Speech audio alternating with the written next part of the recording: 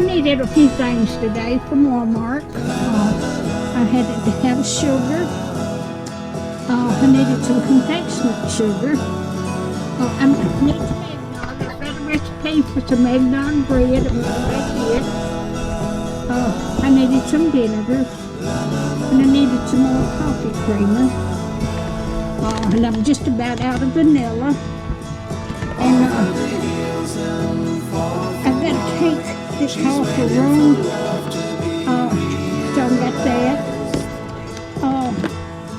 And then I've got it called for nutmeg too. And I got a half a gallon of milk. I've got distilled water. My steam arm takes distilled water in it. And I've been wanting some oyster soup, so I bought a can of oysters.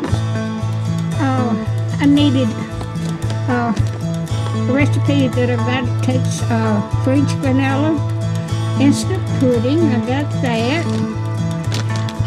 And I needed some. I ordered pecans, but I must have hit the wrong thing. I've got walnuts. I can use walnuts in that cake. It's a pecan cake, but it's going to be a walnut cake when I get it made.